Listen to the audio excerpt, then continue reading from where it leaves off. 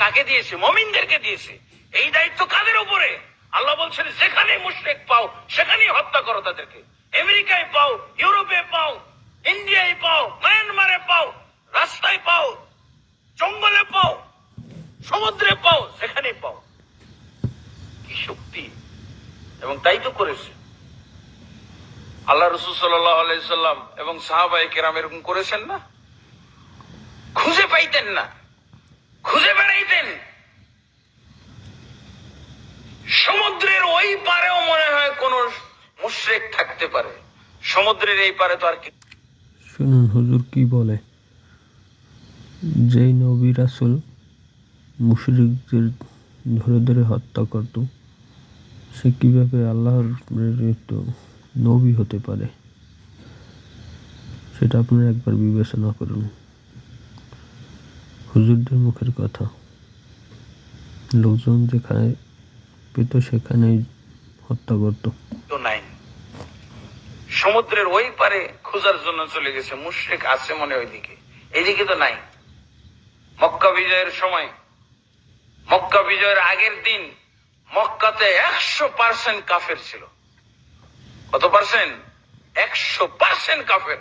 মক্কা নগরী, যেখানে আল্লাহর ঘর, যেখানে বাইতুল্লাহ, যেখানে কাবা ঘর, মক্কা বিজয়ের আগের দিন 100% কাফের আর মুশরিক। একটা মুসলমানও ছিল না। কথা হলো, কাবাকে আল্লাহর ঘর বলতেছে, আসলে কি কাবা কি আল্লাহর ঘর? কাবা তো অমুসলিম, মানে পৌত্তলিকদের মন্দির বা উপাসনালয় ছিল। তাহলে সেটা আল্লাহর ঘর কিভাবে হয়? মক্কা তো জোর করে দখল করে নিয়েছে, সেটাই হুজুর নিজেই স্বীকার পেল, নবী এবং সাহাবায়ে কেরামরা।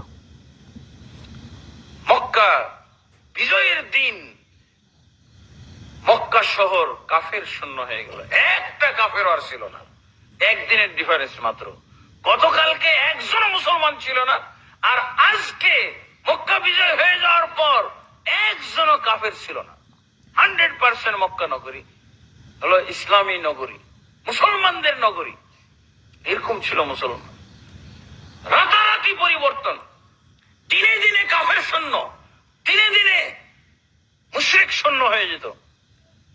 সেই মুসলমান জাতি আজকে কোরআনের আয়াতটা তেলাওয়াত করে তরজমা করার সাহস হয় না। কোন আয়াতের কথা বলছে আপনারা? আমার আগের ভিডিওতে নিশ্চয়ই দেখছেন যে এই হুজুর এই ওয়াজটার ভিতরেই বলছে কোরআন সন্ত্রাসী আয়াত, এবং সেটা আগের ভিডিওতে আছে, দেখে নেবেন। তাহলে বুঝতেই পারছেন ইসলামের পুরনো ইতিহাস কেমন।